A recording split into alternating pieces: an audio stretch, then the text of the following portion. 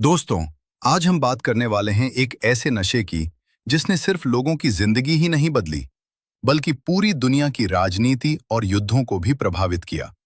ये कहानी है अफीम की।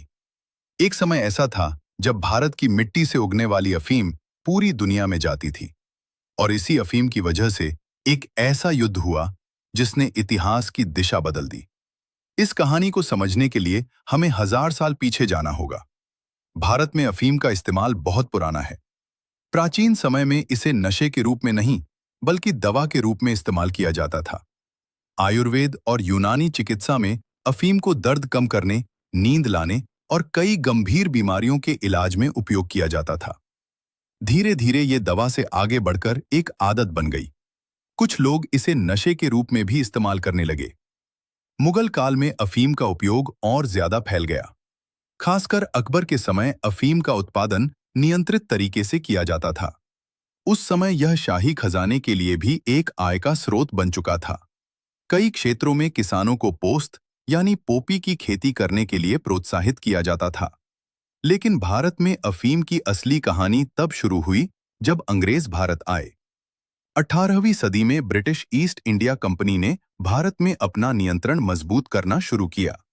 अंग्रेजों ने जल्द ही समझ लिया कि अफीम एक ऐसा व्यापार है जिससे बहुत बड़ा मुनाफा कमाया जा सकता है।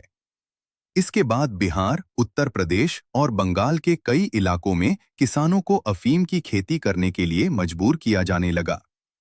किसानों को कंपनी के साथ समझौता करना पड़ता था और उन्हें वही कीमत मिलती थी जो अंग्रेज तय करते थे। किसान अपनी जमीन पर अनाज उगाना चाहते थे, लेकिन उन्हें पोस्त उगाने पर मजबूर किया जाता था। धीरे धीरे भारत दुनिया का सबसे बड़ा अफीम उत्पादक बन गया। लेकिन असली खेल भारत में नहीं, चीन में चल रहा था।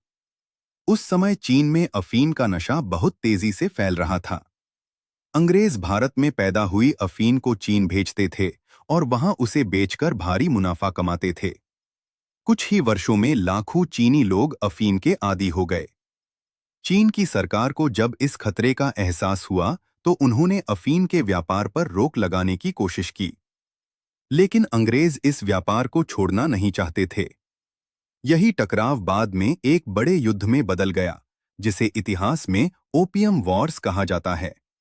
इन युद्धों में अफीम का व्यापार ही सबसे बड़ा कारण था। इन युद्धों के बाद चीन को भारी नुकसान हुआ और अंग्रेजों को व्यापार के कई अधिकार मिल गए। इस तरह भारत में पैदा होने वाली अफीम ने एक अंतर्राष्ट्रीय युद्ध को जन्म दिया। समय के साथ भारत में अफीम का उत्पादन और व्यापार बढ़ता रहा। लेकिन जब भारत आजाद हुआ तो सरकार ने इस पर कड़े नियम लगा दिए। आज भारत में अफीम की खेती पूरी तरह सरकारी नियंत्रण में होती है। केवल कुछ राज्यों में ही किसानों को लाइसेंस देकर पोस्त की खेती करने की अनुमति दी जाती है। इस अफीम का इस्तेमाल अब मुख्य रूप से दवाइयों के लिए किया जाता है, जैसे दर्द निवारक दवाएं और कुछ विशेष मेडिकल उपचार। आज भी भारत दुनिया के उन कुछ देशों में शामिल है जहां कानूनी रूप से अफीम की खेती की जाती है, लेकिन यह पूरी तरह सरकार की निगरानी में होती है।